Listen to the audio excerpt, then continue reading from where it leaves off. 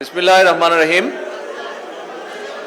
বাংলাদেশ জাতীয়তাবাদী দল বিএনপি কর্তৃক আয়োজিত 17 বছরের অপ্রতিরোধ্য সংগ্রামের রক্তধারা জুলাই শীর্ষক আজকের এই আলোচনা অনুষ্ঠানের সম্মানিত সভাপতি, মঞ্চে উপস্থিত বাংলাদেশ জাতীয়তাবাদী দলের স্থায়ী কমিটির সম্মানিত সদস্যবৃন্দ, মঞ্চে উপস্থিত বিগত স্বৈরাচার বিরোধী আন্দোলনের আমাদের রাজপথের সংগ্রামী বিভিন্ন জাতীয় রাজনৈতিক দলের সংগ্রামী জাতীয় নেতৃবৃন্দ এবং আমার সামনে উপস্থিত স্বৈরাচার বিরোধী আন্দোলন, জুলাই আন্দোলন সহ গণতান্ত্রিক আন্দোলনের সকল সৈনিকবৃন্দ, আসসালামু আলাইকুম।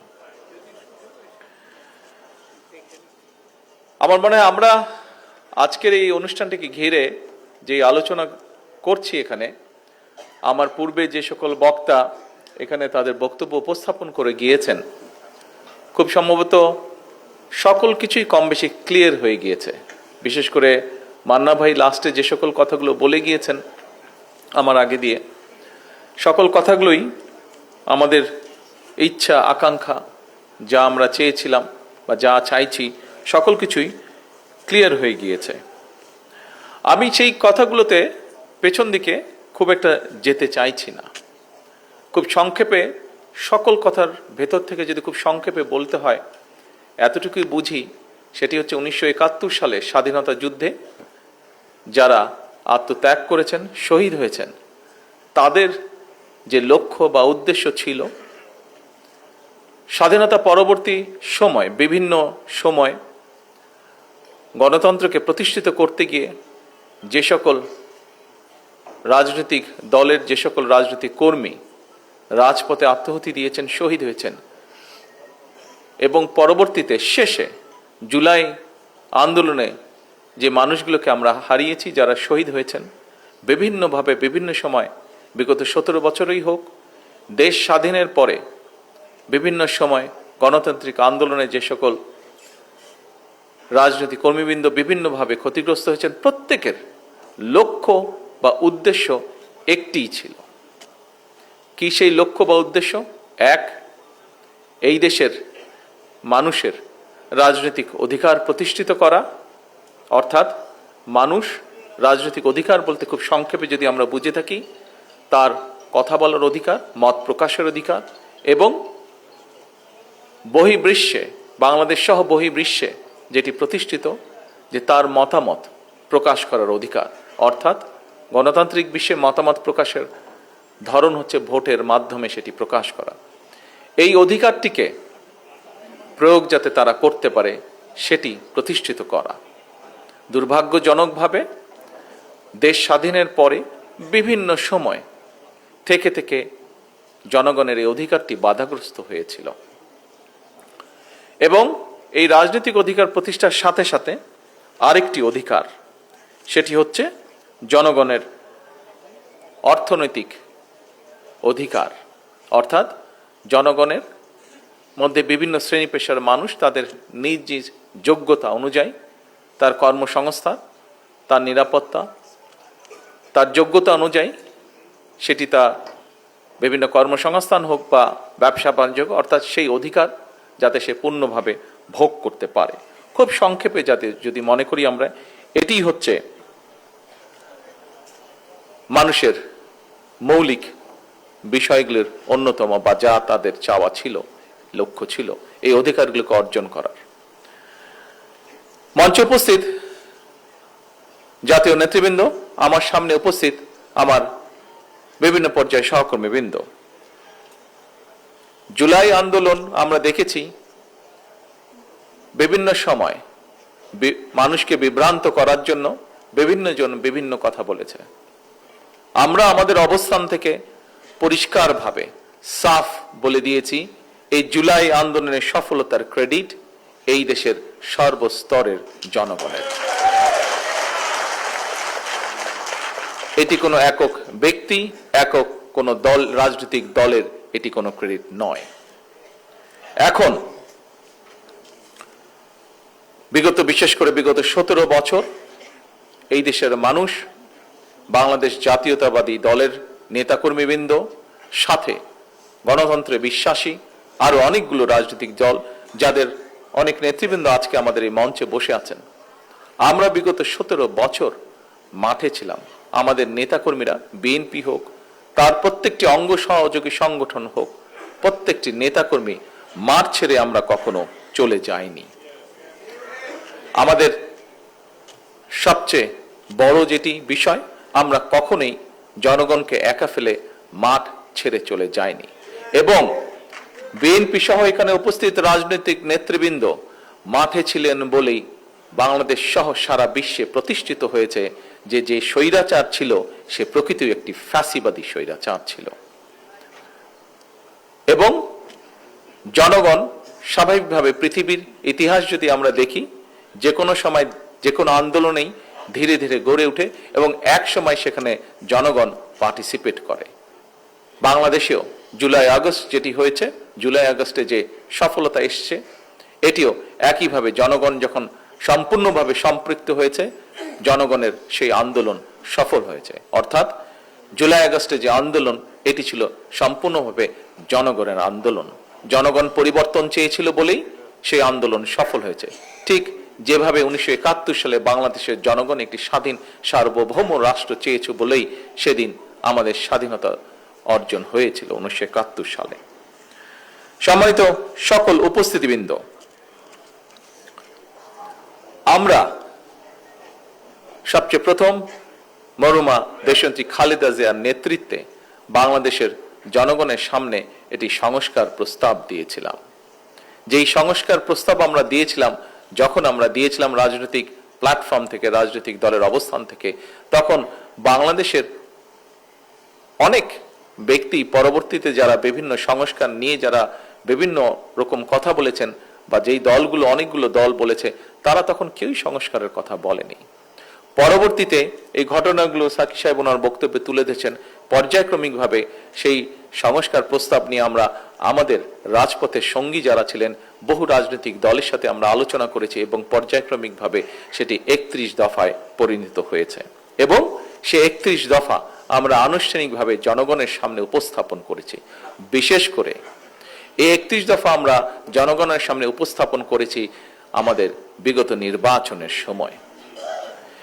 রাজনৈতিক দলের সদস্য হিসাবে আমি দৃঢ়ভাবে বিশ্বাস করি যে আমাদের বিগত যে নির্বাচনটি আমরা পার হয়ে এসেছি, যে নির্বাচনে জনগণ বাংলাদেশ জাতীয়তাবাদী দলের পক্ষে তাদের ম্যান্ডেট দিয়েছে, এই নির্বাচনে আমরা জনগণের সামনে আমাদের 31 দফা উপস্থাপন করেছিলাম।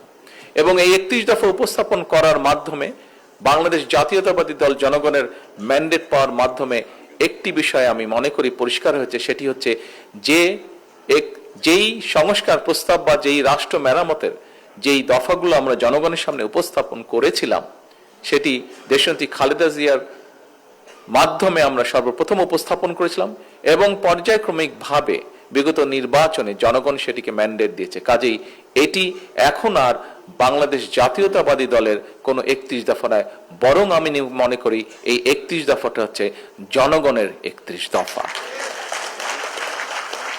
এখন সম্মানিত উপস্থিতিবৃন্দ, আমরা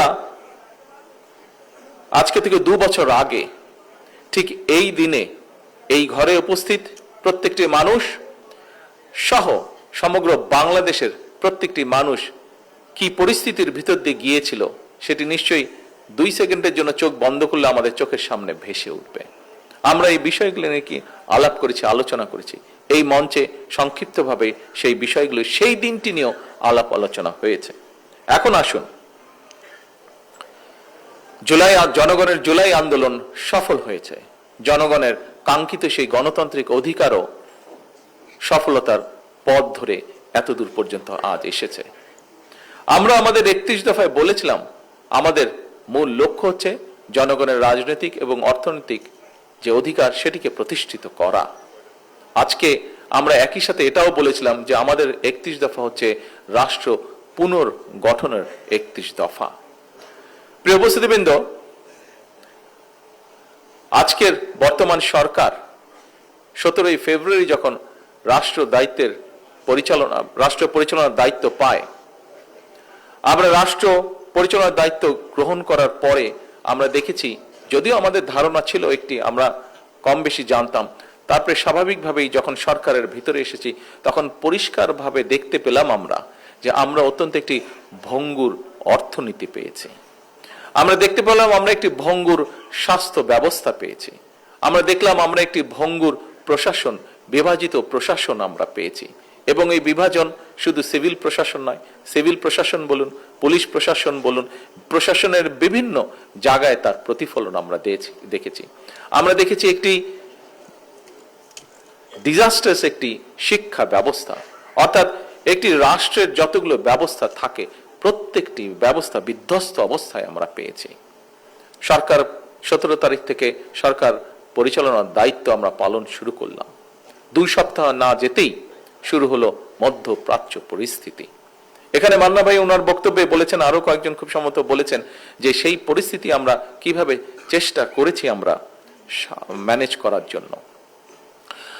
সম্মানিত উপস্থিতবৃন্দ, আমি জানি সামগ্রিক সকল পরিস্থিতি নিয়ে যে অর্থনীতিকে আমরা দেখেছি যে ফ্যাসিবাদী স্বৈরাচারীর সময় বছরে এই দেশ থেকে $16 বিলিয়ন, জনগণের $16 বিলিয়ন লুটপাট করে বিদেশে পাচার করে দেওয়া হয়েছে, কিভাবে ব্যাংকগুলোকে ধ্বংস করে দেওয়া হয়েছে, কিভাবে শিক্ষা বা স্বাস্থ্য, কৃষি সবকিছুকে ধ্বংস করে দেওয়া হয়েছে।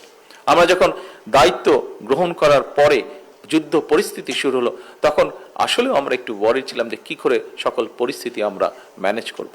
আমরা জানি এই সকল বিধ্বস্ত অর্থনীতি, বিধ্বস্ত সব পরিস্থিতির মধ্যে আমরা জানি ভিতরে জনগণ অবশ্যই কষ্টের মধ্যে দিয়ে যাচ্ছে। আমরা আমাদের সাধ্য মতন, আমাদের অভিজ্ঞতা, আমাদের বুদ্ধি বিবেক, বিভিন্ন পরামর্শের ভিত্তিতে আমরা সাধ্য মতন চেষ্টা করছি এবং চেষ্টা করে যাচ্ছি আমরা কিভাবে জনগণকে এই পরিস্থিতিকে আমরা বের করে আনতে পারি। এর ভিতরেই আমরা জানি যে বিশেষ করে জ্বালানি খাতে তেল বা গ্যাস, এইসব বিষয়, বিদ্যুৎ, এইসব বিষয়ে জনগণ সমস্যার মধ্যে দিয়ে যাচ্ছেন। কিন্তু এই যে জ্বালানিটা দিয়ে আমি শুরু করলাম, কারণ এই মুহূর্তে জ্বালানির কথাই বলুন, গ্যাসের কথাই বলুন, এই সব ক্ষেত্রে আমরা জানি দেশের বিভিন্ন প্রান্তে বহু মানুষ এই সকল ভোগান্তি পোহাচ্ছেন এগুলা। তো এখন এই বিষয়গুলোকে অবশ্যই আমাদের অ্যাড্রেস করতে হবে। কিন্তু এই কথাটাও সত্য যে কিভাবে আমরা যদি শুধু জ্বালানি খাতের কথাই চিন্তা করি, কিভাবে ফ্যাসিবাদী স্বৈরাচার এই জ্বালানি খাতটাকে তাদের পকেট ভারী করার একটি খাত হিসাবে তারা এটাকে বিবেচনা করেছিল। কাজেই স্বাভাবিকভাবেই এত বছরে লুটপাট করে যে সেক্টরটিকে বিধ্বস্ত করে ফেলা হয়েছে, সেই সেক্টরটিকে যদি পুনর্গঠন করতে হয় কিছু তো অবশ্যই সময় প্রয়োজন। আজকে অনেকেই বলেন, দেখলাম বিভিন্ন জন বিভিন্ন বক্তব্য দিয়েছেন, আমরা এক্সকিউজ দেওয়ার মাধ্যমে আমরা আমাদের দায়িত্ব এড়াতে চাচ্ছি না। হ্যাঁ, সমস্যা আছে, আমরা জানি, আমরা সেই সমস্যাটাকে অ্যাড্রেস করতে চাই। অনেকেই বলছেন যে বিভিন্ন বাসা বাড়িতে বা বিভিন্ন মিল ফ্যাক্টরিতে গ্যাস পাওয়া যাচ্ছে না, ফলে হয়তো অনেক জায়গায় অনেক মিল ফ্যাক্টরি চালানো যাচ্ছে না, অনেক বাসা বাড়িতে হয় না, রান্না বান্না করা যাচ্ছে না। ইয়েস, উই অ্যাডমিট সমস্যা আছে, কিন্তু সমস্যার সমাধানের জন্য আমরা নিরন্তর কাজ করারও চেষ্টা করছি, উপায়টি বের করার চেষ্টা করছি। আপনারা নিশ্চয়ই দেখেছেন, গতকালকে পেপারে এসছে, দেখেছেন যে আমরা পার্শ্ববর্তী দেশ মায়ানমার থেকে গ্যাস আনার জন্য আলোচনা এরই মধ্যে শুরু করেছি। শুধু এটিই নয়, আমরা কিছুদিন আগে, আপনাদের খেয়াল আছে যে আমি মালয়েশিয়া এবং চায়নাতে গিয়েছিলাম। মালয়েশিয়াতে আমি ওখানে যে আছে পেট্রোনাস একটি তাদের কোম্পানি আছে, সেই কোম্পানির সাথে আমরা আলোচনা করেছি। সেই কোম্পানি একটি কাজ করে থাকে, ওটার টেকনিক্যাল নামটা আমি মনে করতে পারছি না এই মুহূর্তে। তারা যেটি করে, পেট্রোনাস কোম্পানি, এটি তারা পুরো ইন্দোনেশিয়াতে তারা করছে এবং জাপানের সাথেও তারা এটি চুক্তি করেছে, আগামী 20 বছর তারা জাপানকে সহযোগিতা দেবে। সেটি হচ্ছে কন্টেনারের মধ্যে করে তারা গ্যাস নিয়ে যায়, এলএনজি গ্যাস তারা নিয়ে যায়। আমরা তাদের সাথে কথা বলেছি এবং একটু সময় লাগার কারণে গত সপ্তাহে আমি নিজে প্রাইম মিনিস্টার আনোয়ার ইব্রাহিমের সাথে ফোনে কথা বলেছি যে উনি আমাদেরকে এই ব্যাপারে সহযোগিতা করতে পারেন কিনা, এবং উনি তখন আমাকে ফোনে বললেন যে আমি আগামীকাল কি তাদের সাথে কথা বলছি এবং আমরা দেখব কত দ্রুত বাংলাদেশকে কিভাবে সহযোগিতা করা যায়। গত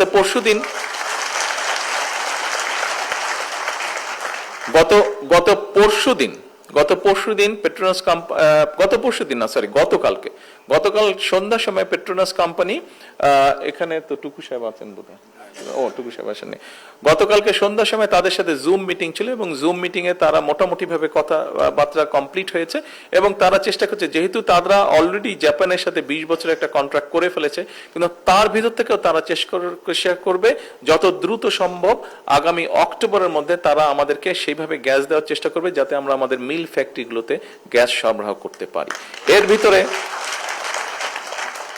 এর ভিতরে আমরা চেষ্টা করছি যে একইভাবে আরো কিছু এইভাবে নিয়ে এসে আমাদের প্রায় 8টার মতন আমাদের বিদ্যুৎ কেন্দ্র আছে, যেই বিদ্যুৎ কেন্দ্রগুলোতে যদি আমরা গ্যাস সরবরাহ করতে পারি সাথে সাথে, তাহলে আগামী 3-4 ঘন্টার মধ্যে এইগুলোতে যদি গ্যাস কানেকশন দেওয়া যায় 3 থেকে 4 ঘন্টার মধ্যে আমরা 4000 মেগাওয়াট বিদ্যুৎ আমরা গ্রিড লাইনে সংযুক্ত করতে পারবো। এটাও কিভাবে করা যায় সেটিরও আমরা চেষ্টায় আছি।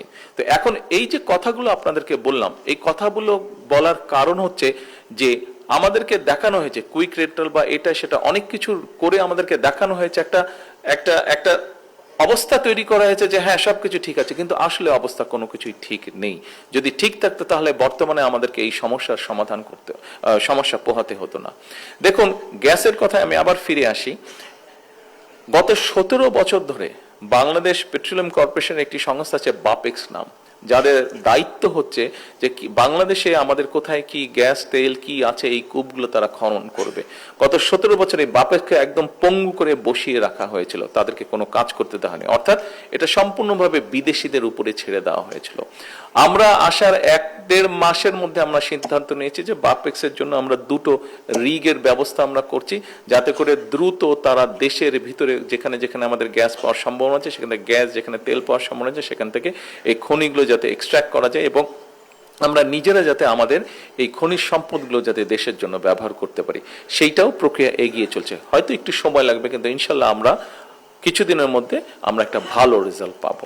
এখন আসুন, এই যে মানুষের এই সমস্যাগুলোকে যাতে বের করে আনতে পারি, দেশের মানুষ যাতে এই সমস্যা ভোগ না করে, অবশ্যই আমি মনে করি এটা জুলাই শহীদ বলেন, জুলাই যোদ্ধা বলেন, বিগত গণতান্ত্রিক আন্দোলনে যে সকল মানুষ শহীদ হয়েছেন, যারা রাজপথে নেমে এসেছিলেন, এমনকি 1971 সালে যে সকল মানুষ শহীদ হয়েছেন, যারা অস্ত্র হাতে দেশকে স্বাধীন করার জন্য যুদ্ধ করেছেন, নিশ্চয়ই একদম নির্দিষ্ট এইভাবে না হলে এই মানুষগুলোতেও এরকমই একটা প্রত্যাশা ছিল এই মানুষগুলো, যে বাংলাদেশের মানুষ যাতে এইভাবে ভালোভাবে বিদ্যুৎ, গ্যাস সকল সুবিধা তারা পেতে পারে। নিশ্চয়ই এটি অন্যতম তাদের একটা চিন্তা ভাবনা ছিল। এখন আসুন, শুধু তো বিদ্যুৎ গ্যাস দিলেই হবে না, নিশ্চয়ই আমাদের দেশের গণতান্ত্রিক সোলজার যারা ছিল, সৈন্য যারা ছিল, তাদের নিশ্চয়ই অন্যতম একটি লক্ষ্য ছিল গণতন্ত্র যেমন অধিকার করা, তাদের লক্ষ্য ছিল গণতান্ত্রিক অধিকারকে প্রতিষ্ঠিত করা যেমন তাদের লক্ষ্য ছিল, একই সাথে নিশ্চয়ই তাদের একটি লক্ষ্য ছিল যে এই দেশের মানুষ যাতে কর্মসংস্থানের ব্যবস্থা তারা করতে পারে।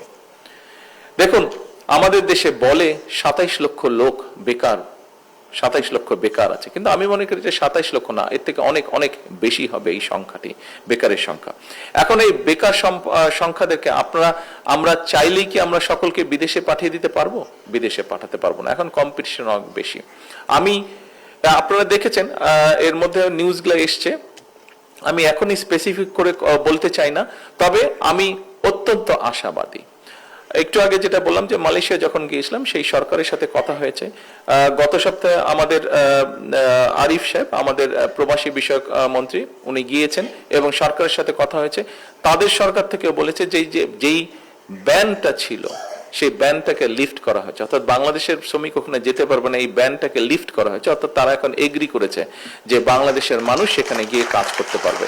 আমরা কাজ করছি যে যত দ্রুত সম্ভব মানুষ সেখানে যাওয়ার চেষ্টা করতে, অর্থাৎ এইটা দিয়ে আমি বোঝাতে চাইছি যে মানুষের কর্মসংস্থানের, সেটি বিদেশি হোক দেশি হোক, এখন দেশে মানুষের কর্মসংস্থানের ব্যবস্থা, দেশে মানুষের কর্মসংস্থানের ব্যবস্থার জন্য আমরা কথা বলছি বিভিন্ন দেশি এবং বিদেশি বিনিয়োগকারীদের সাথে আমরা কথা বলছি।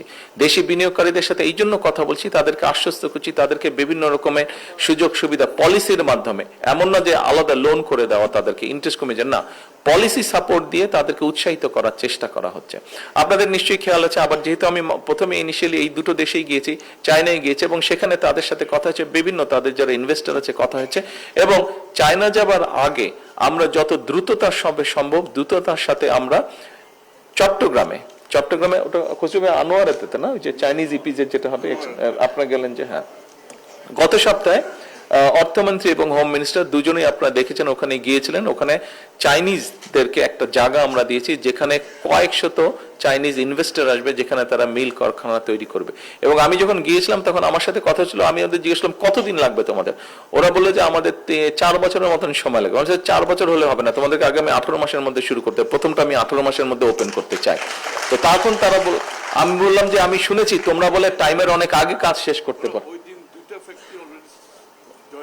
দুইটা ফ্যাক্টরি জয়েন করেছে অলরেডি ওই দিন 2টা ফ্যাক্টরি। তো আমি কথার সঙ্গে ওটা যারা কাজ করছে ওদেরকে আমি বললাম যে দেখো, আমি তো বিভিন্ন সময় বিভিন্ন জায়গায় দেখেছি যে চাইনিজরা যখন কোনো কাজ শুরু করে, আমরা দেখেছি পৃথিবীর বিভিন্ন জায়গায় এবং তোমাদের দেশেও অনেক সময় আমরা দেখেছি যে ব্রিজ কমপ্লিট করার কথা 3 বছর, ওটা তোমরা 2 বছর কমপ্লিট করে ফেলেছো। তো তোমাদেরকে আমি চ্যালেঞ্জ দিলাম যে আমি 18 মাসের মধ্যে এখানে ফ্যাক্টরি ওপেন করতে চাই, তোমরা যে নতুন ফ্যাক্টরি করবো আমি সেটা উদ্বোধন করতে চাই। ওরা বললো যে তোমাদের এই চ্যালেঞ্জ আমি গ্রহণ করলাম। ওরা বললো আমরা আশা করি ইনশাল্লাহ দ্রুত এই ব্যবস্থাটা হবে। এবার আসুন, এবার আমরা একটি বিষয়ে চিন্তা করছি, প্রায় আমরা শুনি, অর্থাৎ এই বিষয়টা কি, এই দেশে বিষয়টা হচ্ছে যে দেশের অর্থনৈতিক পুরা বিষয়টাকে চেঞ্জ করা। সেটা কি? যেখানে মানুষের কর্মসংস্থান হবে, যেখানে দেশে মিল ফ্যাক্টরি তৈরি হবে, এই দেশের দ্রব্য বিদেশে যাবে। বেকারের সংখ্যা 2 কোটির বেশি। ইয়েস, আমি তো বললাম 27 লক্ষ না, কোথায় একটা লেখা ছিল শিক্ষিত বেকারের সংখ্যা 27 লক্ষ, বাট অনেক বেশি। এটা অ্যানুয়ালি 27 লক্ষ করে অ্যাড হচ্ছে প্রতি বছর, 27 লক্ষ করে অ্যাড হচ্ছে অ্যানুয়ালি। এখন 4 কোটি আনএমপ্লয়মেন্ট, 4 কোটি, হ্যাঁ বিভিন্নভাবে 4 কোটি। এর মধ্যে আপনারা দেখেছেন যে গত কয়েকদিন আগে ঢাকা ইউনিভার্সিটিতে স্টার্ট আপ ফান্ড নামে যে প্রজেক্ট আছে সেটা আমরা চালু করেছি। আমরা চাচ্ছি যে আমাদের দেশের যারা এন্টারপ্রেনার আছে, আমাদের দেশের যারা ইয়াংদের মধ্যে যারা এন্টারপ্রেনার আছে, এদেরকে আমরা উৎসাহ দিতে চাচ্ছি। কারণ আমরা দৃঢ়ভাবে বিশ্বাস করি যে আমরা যদি আমাদের এন্টারপ্রেনারদেরকে সহযোগিতা করতে পারি, আজকে যে এন্টারপ্রেনার সে আগামী দিনে অনেকগুলো কর্মসংস্থানের সে ব্যবস্থা তৈরি করতে পারবে। কাজে এইভাবে আমরা পরিকল্পনাগুলোকে গ্রহণ করছি যে কিভাবে আমরা দেশের অর্থনীতির গতি বৃদ্ধি করতে পারবো, কিভাবে আমরা দেশের বেকার কর্মসংস্থানের ব্যবস্থা করতে পারবো, সেটি দেশেই হোক সেটি বিদেশি হোক, বিভিন্ন ভাবে আমরা চেষ্টা করছি। গতকাল আপনারা আজকে নিশ্চয়ই পত্রিকায় দেখেছেন যে গতকাল কোরিয়ার বাণিজ্য মন্ত্রী এসছে, বাংলাদেশে এসছে, খুব সম্ভবত আজকে বোধহয় চলে গেছে ভদ্রলোক। তার সাথে আমি কথা, সে আমার সাথে দেখা করতে এসেছিল, তাদের সাথে নতুন একটা এমই হয়েছে, তার ফলে এখানে এখন তারাও ইনভেস্ট করতে পারবে। তারা বিভিন্ন জায়গায় বিভিন্ন রকমের প্রতিকূলতা ফেস করছে, তারা বিভিন্ন জায়গায় তারা গিয়েছে, তো সেই জন্য তারা এখন বাংলাদেশে আসতে চাইছে। কিন্তু আইন কানুনের কতগুলো বিষয় আছে যে জন্য তারা বাংলাদেশে আসতে পারছে না। আমি বললাম যে কি কি আইন কানুন ঠিক করতে হবে বলো, আমরা দ্রুততার সাথে আইন কানুন ঠিক করছি। আজকে কোরিয়ার বাণিজ্য মন্ত্রী এবং আমাদের বাণিজ্য মন্ত্রী আজকে এমইউটা সই করেছে, তার ফলে যেটা হবে এখন অনেক ইজি হবে তাদের বিনিয়োগকারীদের এখানে আসতে। এবং একটি আছে তাদের একটি এক্সপোর্ট প্রসেসিং জোন আছে। আমি বলেছি যে তোমরা যদি ঠিক করে আসবা, আমরা এর মধ্যেই আমরা এই যে নারায়ণগঞ্জ ওখানে শীতলক্ষার পাশে ওই মিল ফ্যাক্টরি কতগুলো বন্ধ হয়ে গেছে, বাউনি জুট মিল, আরেকটা কোনটা আছে, হ্যাঁ ওই যে বিরাট পাশাপাশি 2টো আছে। তো আমি ওদেরকে, হ্যাঁ 2টো বা 3টা আছে, ওই জায়গাটা আমরা ঠিক করে রেখেছি। ওই জায়গাটা ঠিক করে রেখেছি যে যারা সেমিকন্ডাক্টর বা ইলেকট্রনিক ইন্ডাস্ট্রি যারা করবে তাদের জন্য আমরা ওই জায়গাটা ঠিক করে রেখেছি। আমি কোরিয়ানকে বললাম যে তোমরা এখানে আসো, তোমাদের জন্য জায়গা ঠিক করা হচ্ছে, বিকজ কোরিয়ানরা সেমিকন্ডাক্টর ইলেকট্রনিকে তারা খুব ফেমাস, তারা খুব এটাতে এক্সপার্ট।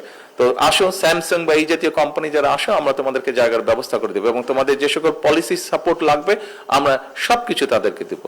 আজকে এখানে আসার 1-1.5 ঘন্টা আগে দিয়ে সৌদি আরবের পররাষ্ট্র প্রতিমন্ত্রী যে এসছে, ওই ভদ্রলোক এসেছিলেন আমার সাথে দেখা করতে, উনিও আমাকে বললেন, আমি বললাম যে উনি সোলারের কথা বলেন যে আমরা সোলারে ইনভেস্ট করতে চাই। আমি যে তুমি কে করবে পাঠায় দাও, বাকি ব্যবস্থা আমরা করছি, যত দ্রুত সম্ভব আমরা করছি।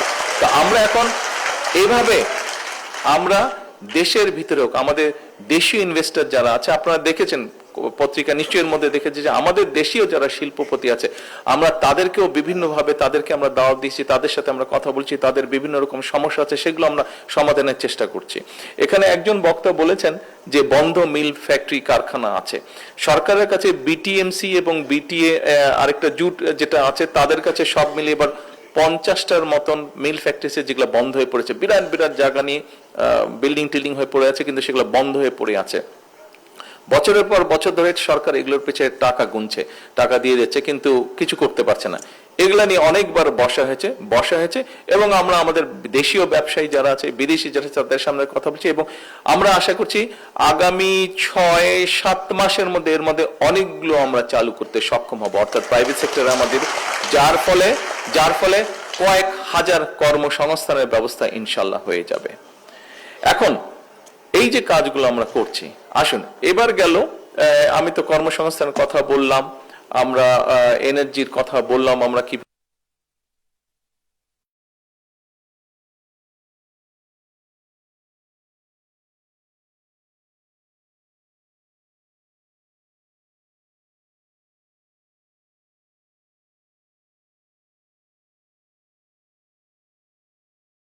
সাধারণ মানুষ যাদের পক্ষে অর্থনৈতিকভাবে অতটা এফোর্ড করা সম্ভব না, এই মানুষগুলা বা গরিব মানুষ বলতে যাদেরকে আমরা বুঝি, এই লোকগুলা কিন্তু বিন্দুমাত্র বলা যায় যে তারা কোনো স্বাস্থ্য সুবিধা পায় না জেলা উপজেলায়। আজকে এত বছর হয়ে গেল, দেশ স্বাধীন হয়েছে, উপজেলায় লেভেলে যে হাসপাতালগুলো আমাদের আছে, এই হাসপাতালগুলোর একটি কাহিনী আছে, আমি আপনাদেরকে বলি। এই যে উপজেলায় যে 51 বেডের হাসপাতাল আছে, আপনারা কি জানেন এই 51 বেড হাসপাতাল কবে হয়েছিল? এই 51 বেডের 50 বেড বা 51 বেডের হাসপাতাল 30 বেড হয়েছিল জিয়াউর রহমানের সময়। তারপরে বহু বছর জিয়াউর রহমান করে গেছে, তারপরে বহু বছর গ্যাপ ছিল। পরবর্তী যে 20 বেড, এটি করেছে খালেদা জিয়া। আচ্ছা, এবার আপনাদের সরকার সিদ্ধান্ত নিয়েছে ইনশাল্লাহ আগামী 5 বছরের মধ্যে প্রত্যেকটি উপজেলার এই যে 51 সদস্য, যে 50 সদস্য, যে 51 সদস্য, সরি 51 সদস্য তো না, 51 বেডের যে হসপিটাল, এটাকে আমরা ইনশাল্লাহ 101 বেডের হসপিটালে আমরা নিয়ে যাব। এখন আসছেন একটা হতাশার কথা বলি। এই যে 51 বেডের যে হসপিটাল, একটা হসপিটালও কি আপনারা জানেন যে ডায়ালিসিস করার মেশিন নেই? উপজেলা হাসপাতালে ডায়ালিসিস হয় না, কি একটা মানে ফ্রাস্ট্রেটিং কথা। আজকে 56 বছর হচ্ছে বাংলাদেশ স্বাধীন হয়েছে, আমরা উপজেলা হাসপাতালে আমরা কিডনি ডায়ালিসিস করার মেশিন আমরা স্থাপিত করতে পারি নাই। জানলে খুশি হবেন আপনাদের, হ্যাঁ না জেলা পর্যায়ে নেই, আপনারা জানলে খুশি হবেন যে জেলা পর্যায়ে আগামী 3 থেকে 6 মাসের মধ্যে মোটামুটি ম্যাক্সিমাম জেলা পর্যায়ে আমরা মিনিমাম, যেখানে আপনার মেডিকেল কলেজ, সেখানে আমরা 10 বেডের করছি, এবং যেখানে মেডিকেল কলেজ নেই, মেডিকেল কলেজ 50 বেডের, জেনারেল হাসপাতালে 10 বেডের, মেডিকেল কলেজে 50টা dialysis machine, 50 bed dialysis machine, এবং যেটা হাসপাতাল জেনারেল হাসপাতাল, সেখানে 10 বেডের ডায়ালিসিস মেশিন। এবং আগামী 2 বছরের মধ্যে 2 থেকে 3 বছরের মধ্যে আমরা উপজেলায় নিয়ে যাব। এটা 2 থেকে 3 বছরের মধ্যে সবগুলা উপজেলায় আমরা ইনশাল্লাহ 10 বেড করে, মিনিমাম 10 বেডের করে ডায়ালিসিস পেশেন্টরা যেটা ডায়ালিসিস সেখানেই করতে পারে, সেই ব্যবস্থাটা আমরা করছি। আপনারা নিশ্চয়ই খেয়াল করেছেন একটা জিনিস, এই যে বাজেটটা আমরা তো বলি জনবান্ধব বাজেট, কিন্তু এবার আমরা জনগণের জন্য বাজেট করার চেষ্টা করছি। আপনারা দেখেছেন যে স্বাস্থ্যের ব্যাপারে অনেকগুলো বিষয়ের উপরে কিন্তু গভর্নমেন্ট বলা যায় যে ট্যাক্স উঠিয়ে নিয়েছে বা 50% করেছে। তার ফলে যেটা হবে, এখানে নিশ্চয়ই কার্ডিয়াক ডক্টর আছেন, যারা কার্ডিয়াক ডক্টর, বিটু কোথায় গেল, কার্ডিয়াক ডক্টর আছে, যেমন আমাদের একটা ডাক্তার আছে, জানেন, ছেলে আমার সাথে আছে, বিটু নাম, ও কার্ডিয়াক সার্জন, কার্ডিয়াক স্পেশালিস্টও। আগে যেখানে 1,20,000-এর মতন কারো যদি স্টেন্টিং হতো, 1,20,000, 30,000-এর মতন খরচ পড়তো। এই খরচটা গত বাজেটে আমরা সেই স্টেন্টিং এর উপর থেকে ডিউটিটা অর্ধেক করে দেওয়ার ফলে এই খরচটা কমে এখন 50 থেকে 60,000 টাকার মধ্যে এটা চলে এসেছে। এর বাইরেও যে এই যে ডায়ালিসিসের কথা বললাম, ট্যাক্সটা রিডিউস করার ফলে প্রায় 800 থেকে 1,000 টাকার মতন কম খরচ হবে প্রত্যেকটা মানুষের। আগে যেখানে প্রায় 2,000 টাকার মতন লাগতো, সেটা এখন প্রায় 1,1200 টাকার মধ্যে চলে আসবে তাদের ডায়ালিসিস করার খরচটা। এর বাইরেও চোখের যে লেন্সটা ছিল, যেটা বহু মানুষের প্রয়োজন হয়, লেন্সটা মানে এটা ওই যে সুন্দর দেখানোর জন্য, নট দ্যাট লেন্স, চোখের পাওয়ারের জন্য যে লেন্স, যেটা মানুষের আসলেই প্রয়োজন, সেই লেন্সটার উপরেও ট্যাক্স বলা যায় প্রায় জিরোর কাছাকাছি, অর্থাৎ কমিয়ে ফেলা হয়েছে। তার ফলে গরিব মানুষের জন্য এটাও একটা উপকার হবে। ঠিক একইভাবে সবাই বলে ইয়াং জেনারেশনের কথা, তরুণদের কথা বলে, সেই তরুণরা যাতে উৎসাহ ফিল করে, সেই তরুণরা যাতে আইটিতে ভালো করে কাজ করতে পারে, সেই জন্য আইটি সংক্রান্ত যতগুলো প্রোডাক্ট আছে এগুলোর উপর ট্যাক্স অলমোস্ট 0 করে ফেলা হয়েছে, যাতে করে এখানে অনেক কর্মসংস্থানের ব্যবস্থা হয়। হার্টের ওটাই তো স্টেন্টিং এর কথাই বললাম। তো এখন উপস্থিতিবৃন্দ, শিক্ষার ক্ষেত্রে আপনারা দেখেছেন আমরা শিক্ষা ব্যবস্থাটাকে চেঞ্জ করতে চাই। শিক্ষাটা নিয়ে সংক্ষেপে আপনাদের সামনে বলি, একটু পরে মাগরিবের আজান দিয়ে দিবে, অনেকক্ষণ আপনারা 4-4.5 ঘন্টা বসে আছেন, ধৈর্য দিচ্ছেন। কিন্তু কেন আমি এই কথাগুলো বলছি, আপনারা হয়তো অনেকে ভাবতে পারেন যে জুলাই আজকে যে প্রোগ্রাম, এই প্রোগ্রামের সাথে আমার এই বক্তব্য কিভাবে রিলেট করছে। আমার বক্তব্যটা এই জন্যই রিলেট করছে, দেখেন আমরা যেই কথাগুলো বলছি এটা আমি একটু গর্ব করেই বলি। আমরা, আপনার সরকার যেই কথাগুলো বলছে, যেই কাজগুলো করছে, আপনার সরকারের বাইরে আর যে রাজনৈতিক দলগুলো যারা বিভিন্নভাবে আমাদেরকে বিভিন্ন কথা বলছে, আপনি একটু চিন্তা করে, ঠান্ডা মাথায় চিন্তা করে দেখেন তো তাদের কথার মধ্যে কতটুকু সাবস্টেন্স আছে, তাদের কথার মধ্যে কতটুকু প্ল্যানিং, প্রোগ্রামিং, পরিকল্পনা, চিন্তা ভাবনা আছে। কথা বলে দেখেন তো, নেই। কিন্তু আপনাকে 31 দফা, এই দেশের জনগণকে 31 দফা, অর্থাৎ বিএনপি শিক্ষা খাতে কি করবে, বিএনপি স্বাস্থ্য খাতে কি করবে, বিএনপি ইন্ডাস্ট্রির জন্য কি করবে, বিএনপি ব্যাংকিং খাতে কি করবে, বিএনপি কোন খাতে কি পরিকল্পনা গ্রহণ করবে বা কি তার চিন্তা ভাবনা প্ল্যানিং করতে চায়, কাজ করতে চায়, প্রত্যেকটি বিএনপি জনগণের সামনে তুলে ধরেছে। আর কোন রাজনৈতিক দল বাংলাদেশে এই কাজগুলো করেছে আপনারা বলতে পারেন আমাকে? রাজনীতিতে করি আমরা জনগণের জন্য, রাজনীতি। আরে ভাই দাঁড়ান, স্লোগান দেন, এই জিনিসটাই বিরক্ত লাগে। স্লোগান দেন, আগে শোনেন, বোঝেন, আগে শোনেন, কথা শোনেন, বোঝেন, বোঝে জিনিসটা ডেলিভারি দেওয়ার চেষ্টা করেন। তো আর কোন রাজনৈতিক দল কিন্তু কাজগুলো করেনি। কোন রাজনৈতিক দল, আমরা শুধু গাল ভরা কথা শুনেছি, আমরা গলা ভরা কথা শুনেছি, গাল ভরা কথা আমরা শুনেছি।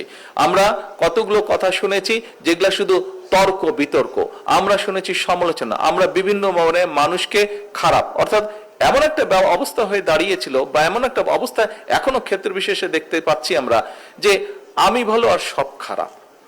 আমরা এই ভালো খারাপের মধ্যে যেতেই চাই না। আমাদের রাজনীতিতে যে জনগণকে নিয়ে, আমাদের রাজনীতির যে দেশকে নিয়ে, আমরা দেখেছি শহীদ রাষ্ট্রপতি জিয়া রহমান সকাল থেকে রাত পর্যন্ত কিভাবে এই দেশের মানুষের জন্য কাজ করেছেন। সে খালকাটা থেকে শুরু করে রাজধানী পর্যন্ত কিভাবে দেশের জন্য কাজ করেছেন, দেশের মানুষের জন্য কাজ করেছেন। আমরা দেখেছি দেশনেত্রী খালেদা জিয়া কিভাবে দেশের মানুষের জন্য কাজ করেছেন। দেশনেত্রী খালেদা জিয়া চেষ্টা করেছেন, কাজ করেছেন কিভাবে এই দেশের কৃষকদের স্বাধীনতা দেওয়া যায়, কৃষকদেরকে স্বাবলম্বী করা যায়। আমরা দেখেছি শহীদ জিয়া কাজ করেছেন কিভাবে এই দেশের সন্তানদেরকে শিক্ষিত করা যায়। আমরা দেখেছি শহীদ জিয়া কাজ করেছেন এই দেশের কিভাবে ইন্ডাস্ট্রিতে, শিল্প কারখানায় স্বাবলম্বী করা যায়। আমরা দেখেছি কিভাবে, সেজন্যই আমরা দেখেছি যে কিভাবে শহীদ জিয়ার সময় এই যে গার্মেন্টস নিয়ে আমরা গর্ব করি, সেই গার্মেন্টস কিভাবে সারা বিশ্বে এখন আমরা দ্বিতীয় অবস্থানে আছি গার্মেন্টস রফতানির ক্ষেত্রে। আমরা দেখেছি কিভাবে দেশনেত্রী খালেদা জিয়ার সময় 1996 সালে এই যে স্বৈরাচার যে তখন ক্ষমতা ছিল 1996 সালে, তাদের শিল্পমন্ত্রী বলতে বাধ্য হয়েছিল যে 91 থেকে 96 পর্যন্ত দেশনেত্রী খালেদা জিয়ার সময় প্রায় 80,000 শিল্প কলকারখানা এই দেশে প্রতিষ্ঠিত হয়েছিল। আমরা দেখেছি কাজেই তাদের সেই দল তাদের সেই পথকেই ধরে রাখতে চায়। এই জন্যই আমরা এমন কাজগুলো করতে চাই যেই কাজগুলোর ফল জনগণ পাবে। জনগণ যেই কাজগুলোর ফল পাবে, শুধু কথা শুনবে না, জনগণ দেখবে যে ইয়াস বিএনপি এই কাজগুলো করেছে, সেজন্য আমি, আমার পরিবার, আমার সন্তান একটি সেফ পজিশনে আছে। সেই জন্য বিএনপি এই কাজগুলো করেছে বলেই আমি, আমার পরিবার, আমার সন্তান আমরা একটি নিশ্চিত সুন্দর ভবিষ্যতের দিকে এগিয়ে যাচ্ছি। উপস্থিতিবৃন্দ, আমাদের রাজনীতি এটাই হওয়া উচিত। অনেকে অনেক কথা বলবে, সবার সব কথা এত কান দেবার দরকার নেই। আসুন, আমরা শপথ করেছি এই দেশের মানুষের জন্য ডেলিভারি করার, এই দেশের মানুষেরকে ডেলিভার করব, আমরা কাজ ডেলিভার করব। আমরা আজকে কি পেলাম? হ্যাঁ, আমি জানি এখানে আপনারা যারা আজকে ঘরে উপস্থিত আছেন, এমনকি এই মঞ্চে উপস্থিত যারা আছেন, বিভিন্ন জন বিভিন্ন অত্যাচার নির্যাতনের ভিতর দিয়ে আপনারা গিয়েছেন, বিভিন্ন জন বিভিন্ন কিছু হারিয়েছেন জীবনে। আমি আমার বাড়িঘর সবকিছু হারিয়ে ফেলেছি, যেই বাড়ি রেখে আমি চলে গিয়েছিলাম, ফিরে এসে তো আমি সেই বাড়ি দেখিনি। তো আমরা সকলেই, বহু মানুষ বহু কিছু হারিয়েছি আমরা, কিন্তু আসুন এখন বোধহয় আমাদের মাইন্ডসেট চেঞ্জ করার একটি সময় চলে এসেছে, পরিস্থিতি চলে এসেছে। আমরা এখন নিজে কি পাবো, দিয়েছি তো আমরা তো গত 17 বছর বিএনপি জাতীয়তাবাদী শক্তি এবং তার সাথে আমাদের যারা সহকর্মী, আমাদের অন্যান্য রাজনৈতিক সহকর্মী ছিল, প্রত্যেককে তো আমরা দিয়েছি। তো আমরা আমাদের সময় দিয়েছি, আমরা আমাদের ঘাম দিয়েছি, আমরা আমাদের যতটুকু সম্ভব অর্থ সেটি আমরা ব্যয় করেছি রাজনীতির জন্য। আমরা আমাদের পরিবারকে বঞ্চিত করে সেই অর্থ, সম্পদ, সময় সবকিছু আমরা দেশের জন্য, দেশের জনগণের জন্য আমরা ব্যয় করেছি। দেশের জনগণের গণতন্ত্রকে প্রতিষ্ঠিত করার জন্য ব্যয় করেছি, দেশের জনগণের অর্থনৈতিক স্বাধীনতাকে প্রতিষ্ঠিত করার জন্য ব্যয় করেছি। কাজে আসুন, জনগণ আপনাদের পক্ষে রায় দিয়েছে, এখন আমাদের সকলের দায়িত্ব হচ্ছে জনগণের সেই দেওয়া দায়িত্বটি সঠিকভাবে পালন করা, সঠিকভাবে সিনসিয়ার ভাবে আমাদের পালন করা। আমরা কি পাবো সেটি বড় কথা নয়, আমরা কি দিতে পারবো দেশ এবং জনগণের জন্য, সেটিই হোক আজকের এই জুলাইয়ের আমাদের যে রক্তঝরা জুলাইয়ের যে জাগরণের যে প্রোগ্রাম, আজকের এই প্রোগ্রামের আমাদের এটি হোক শপথ, এটি হোক আমাদের প্রতিজ্ঞা যে আমরা কি দিতে পারবো, কম্পিটিশন দিয়ে আমাদেরকে দিতে হবে, কি দিতে পারবো। এই যে দেখেন কয়েকদিন আগে আপনার বাচ্চাদের এই যে খেলা হলো, প্রাইমারি স্কুলের বাচ্চাদের ফুটবল খেলা হলো, ছেলেদের এবং মেয়েদের 22 লক্ষ ছেলে মেয়েরা এটাতে পার্টিসিপেট করেছে। তারপরে 14 বছর বয়স পর্যন্ত 12 থেকে 14 নতুন কোটি স্পোর্টস প্রতিযোগিতা হলো, যে 8টি বিষয় স্পোর্টস প্রতিযোগিতা হলো। দেখেন আমরা যখন এখানে আলোচনায় বসে, আমরা যখন বক্তব্য দিই, অনেকে অনেক সমস্যার কথা বলে। একটি সমস্যার কথা সবাই বলে, বিভিন্ন সময় যখন নির্বাচনের সময় গিয়েছি, তারপরেও যখন বিভিন্ন ডিস্ট্রিক্টে বিভিন্ন জায়গায় গিয়েছি, একটি সমস্যার কথা সবাই বলে, কি সেটা? হ্যাঁ, আমাদের তরুণ সমাজ ড্রাগে জড়িয়ে যাচ্ছে, বিভিন্নভাবে আসক্তিতে তারা জড়িয়ে যাচ্ছে। এখন আপনি কতজনকে চিকিৎসা দেবেন আর কতজনকে আপনি ধরে ধরে জেলে পুরবেন? সম্ভব এটা? এত হাজার হাজার লক্ষ লক্ষ কোটি কোটি মানুষকে জেলে ভরা বা চিকিৎসা দেওয়া সম্ভব না। তাহলে আপনাকে উপায় বের করতে কি করতে হবে? তাহলে এই যে ইয়াং জেনারেশন, আমরা সবাই কিন্তু ওই বয়সটা পার হয়ে এসেছি, সেটি 15, 16, 17, 18, 20, 22 বছর বয়সটা কিন্তু আমরা পার হয়ে এসেছি। কাজে সেটার এক্সপিরিয়েন্স আমাদের আছে, প্রত্যেকটা মানুষ এই ঘরে আমরা ওই বয়সে কি হয়, অবশ্যই মানসিক এবং শারীরিক একটা এনার্জি থাকে। এই এনার্জিটাতে আপনাকে বার্ন করার জন্য একটা এভিনিউ দিতে হবে। তো কোথায় আপনি বার্ন করবেন? কাজে আপনি যদি বাচ্চা ছেলে বা মেয়েটাকে আপনি যদি স্পোর্টসের আয়োজন করে দেন, সেখানে সে তার এই এনার্জিটা বার্ন করবে। আপনি যদি তাকে সায়েন্স ফেয়ার অ্যারেঞ্জ করে দেন, সেখানে তার সেই এনার্জিটা বার্ন করবে। আমার ছোটবেলায় গিটার বাজানোর ইচ্ছা ছিল, পিয়ানো বাজানোর ইচ্ছা ছিল, যে কোনো কারণে আমি পারিনি। আপনাদের অনেকেরই বিভিন্ন ভাবে ছিল, আপনার কারো ছবি আঁকার ইচ্ছা ছিল, আপনি হয়তো শিখতে পারেননি। এরকম লক্ষ কোটি বাচ্চা যাদের মধ্যে যে ইচ্ছাটা আছে, আমাদেরকে তাদেরকে সেই সুযোগটা করে দিতে হবে। তাহলেই সে খারাপ রাস্তায় না গিয়ে সে ভালো রাস্তায় চলে আসবে। আপনারা এখানে যারা বিএনপির নেতাকর্মীরা আছেন, আপনারা সবাই একটি নামের সাথে পরিচিত, নামটা হচ্ছে ফাতেমা। নিশ্চয়ই আপনারা চেনেন সবাইকে। আম্মার সাথে ফাতেমা ছিল, সে আম্মার সাথে জেলও খেটেছে। ফাতেমার এক ছেলে আছে, ওই দিন জায়মা আমাকে কথাটা বলছিল। বিষয়টা কি, ঘটনা শুধু বলি। ফাতেমার ছেলে এখন ফাতেমার সাথে থাকে, আম্মার সাথে যখন ফাতেমা ছিল তখন ও দেশের বাড়িতে থাকতো, এখন বড় হয়েছে, এখন ওর ছেলে মেয়ে ওর সাথে থাকে, একটা ছোট বাড়ি ভাড়া নিয়ে ওরা ঢাকাতেই থাকে, আমাদের বাসা থেকে একটু দূরে। তো ওর ছেলে একদিন ওকে বলছে যে মা, আমাকে অমুক ফুটবল ক্লাবে, কি একটা ফুটবল ক্লাবের নাম বলেছে, ওখানে আমাকে ভর্তি করে দাও, তো 1,500 টাকা বোধহয় লাগবে। তো তুমি 1,500 টাকা দিয়ে ফুটবল ক্লাবে ফুটবল খেলবো? তুমি বলে হ্যাঁ, ফুটবল আমি এই জন্য খেলবো কারণ আমি যদি ফুটবল খেলি, পড়ালেখার পাশাপাশি যদি আমি এখানে ফুটবল কোর্সটা করি, তাহলে যেটা হবে, আমার কিছু বন্ধু বান্ধব আছে যাদেরকে আমার ভালো লাগে না, কিন্তু আমি যদি ওখানে না যাই, ওরা আমাকে জোর করে টেনে ওদের সাথে নিয়ে যাবে, আমি ভালো থাকতে পারবো না। কাজে আমাকে তুমি যদি ওখানে দিয়ে দাও, আমি ওইটা নিয়ে ব্যস্ত থাকবো, পড়ালেখার পাশাপাশি ওইটা নিয়ে ব্যস্ত থাকবো। তাহলে দেখেন নেতৃবৃন্দ, যে বাচ্চাটা নিজেই চিন্তা করছে। তো বাচ্চাটা যখন তার নিজের জন্য এভাবে চিন্তা করছে, আমরা তাহলে আমাদের সামগ্রিকভাবে আমাদের দেশের সন্তানদের জন্য কেন ভালো কিছু চিন্তা করব না, কেন ভালো কিছু করার চেষ্টা করব না? আমাদেরকে বুঝতে হবে আমাদের সন্তানরা কি চায়, তাদের জন্য সেই পথটা তৈরি করতে হবে, তাদেরকে সেই পথটা দেখাতে হবে। আসুন, দেশের মানুষ আমাদেরকে সেই দায়িত্ব দিয়ে দিয়েছে, আমরা চেষ্টা করি সেই দায়িত্বটা পালন করার জন্য। নেতৃবৃন্দ, সেজন্যই আমরা এই বিষয়গুলো আয়োজন করছি, সেজন্যই আমরা বলতে চাচ্ছি যে লার্নিং উইথ হ্যাপিনেস, আমরা শিক্ষা কার্যক্রমটাকে সেভাবেই সেভাবে ঢেলে সাজাতে চাচ্ছি। এটি হচ্ছে এটাই হচ্ছে আমাদের জুলাইয়ের চেতনা বলেন, স্বাধীনতার চেতনা বলেন, বা যেটাই বলেন, আমরা এটাতেই বিশ্বাস করি। কারণ আমি ছোটবেলা থেকে দেখে বড় হয়েছি, সেটা হচ্ছে যে শহীদ জিয়া এভাবেই চিন্তা করতেন দেশ দেশের মানুষের জন্য, খালেদা জিয়া এভাবেই চিন্তা করতেন দেশ দেশের মানুষের জন্য। স্বাভাবিক আমিও এভাবেই চিন্তা করব আমার দেশ এবং দেশের মানুষের জন্য।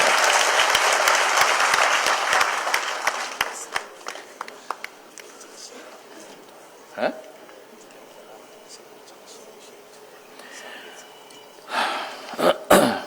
সকল উপস্থিতিবৃন্দ, আমার মনে হয় বক্তব্য আমরা অনেক লম্বা দিয়ে ফেলেছি, অনেক কথা হয়েছে। আসুন, আন্দোলন হয়েছে, সংগ্রাম হয়েছে, কথা হয়েছে, তর্ক বিতর্ক হয়েছে। এখন সময় হচ্ছে দেশ পুনর্গঠন করা, এখন সময় হচ্ছে দেশকে এগিয়ে নিয়ে যাওয়া, এখন সময় হচ্ছে ধৈর্য সহকারে ঠান্ডা মাথায় যারা ষড়যন্ত্র করতে চায় তাদের ষড়যন্ত্রের প্রতি সজাগ দৃষ্টি রাখা, জনগণকে সতর্ক করা, এবং ঠিক একইভাবে আমরা যেই পরিকল্পনা জনগণের সামনে দিয়েছি, আমরা জনগণের জন্য যা করতে চাইছি, দেশকে পুনর্গঠনের জন্য আমরা যা করতে চাইছি, সেগুলো ধীরে ধীরে বাস্তবায়ন করা। জনগণ এখন চায় যে আমরা আমাদের বলা কথাগুলো বাস্তবায়ন করি। জনগণ চায় রাস্তায় শান্তি, জনগণ চায় তার সন্তানের শিক্ষার ব্যবস্থা, জনগণ চায় তার জন্য চিকিৎসার ব্যবস্থা, জনগণ চায় একটি নিরাপত্তা, জনগণ চায় যে তার কর্মসংস্থানের ব্যবস্থা, অথবা যার যেটা যোগ্যতা সে অনুযায়ী ব্যবসা বাণিজ্য চাকরি বাকরি করবে। এটাই হচ্ছে জনগণের চাওয়া। এবং জনগণ একই সাথে চায় তার যে রাজনৈতিক অধিকার সেটি যাতে সে তার সময় মতন সেটি যাতে সে প্রয়োগ করতে পারে। জনগণ যেসব বিষয় আমরা কয়েকদিন যাবৎ রাজনীতি দেখছি, পত্রপত্রিকা দেখছি, আমার মনে হয় না কোনো গণতন্ত্রে বিশ্বাসী জনগণের কোনো সদস্য এইরকম কোনো কিছু দেশের মধ্যে চায়। আমার মনে হয় আপনারাও আমার সাথে কম বেশি একমতই হবেন। কাজে আসুন, জনগণ যেটি চায় আমরা সেই কাজে নিজেদেরকে নিয়োজিত করি। আজকে যেহেতু এইটি জুলাই আন্দোলনকে ঘিরে আলোচনা, আরেকটি কথা আপনাদের সাথে শেয়ার না করলেই নয়। দেখুন, জুলাইতে আমার নিজের দল সহ অন্যান্য রাজনৈতিক দল যারা আমাদের সাথে রাজপথে ছিলেন তারা সহ নাম জানা না জানা অরাজনৈতিক বহু মানুষ জুলাই আন্দোলনে বিভিন্নভাবে ক্ষতিগ্রস্ত হয়েছেন। আমাদের পক্ষে যতটুকু সম্ভব হয়েছে, সরকারের পক্ষে যতটুকু সম্ভব হয়েছে, এবং সামনের দিনে সরকারের সামর্থ্য অনুযায়ী যতটুকু সামর্থ্য অনুযায়ী সম্ভব হবে, পরিষ্কারভাবে আমি একটি কথা বলতে চাই, জুলাই আন্দোলনে যারা ক্ষতিগ্রস্ত হয়েছেন আমরা তাদের সাথে আছি। আমরা আমাদের সাধ্য মতন এই মানুষগুলোর পাশে থাকবো। আমরা আমাদের সাধ্য মতন এই মানুষগুলোর ভিতরে যাদের চিকিৎসা প্রয়োজন তাদেরকে আমরা চিকিৎসার ব্যবস্থা করব, যাদের কর্মসংস্থানের প্রয়োজন ইনশাল্লাহ তাদের জন্য আমরা কর্মসংস্থানের ব্যবস্থা করব। পরিশেষে আর বক্তব্য লম্বা করব না, পরিশেষে আবারও স্বাধীনতা যুদ্ধে যারা শহীদ হয়েছেন, বিভিন্ন গণতান্ত্রিক আন্দোলনে যে সকল মানুষ শহীদ হয়েছেন, পরিশেষে জুলাই আন্দোলনে যে সকল মানুষ শহীদ হয়েছেন সকলের আত্মার মাগফিরাত কামনা করে, এবং যে সকল মানুষ আহত হয়েছেন, যে সকল নাম জানা না জানা রাজনৈতিক কর্মী নেতা যারা আহত হয়েছেন, বিভিন্নভাবে ক্ষতিগ্রস্ত হয়েছেন, তাদের সকলের প্রতি কৃতজ্ঞতা এবং সমবেদনা জানিয়ে আমি আমার বক্তব্য শেষ করছি। আল্লাহ হাফেজ। বাংলাদেশ জিন্দাবাদ।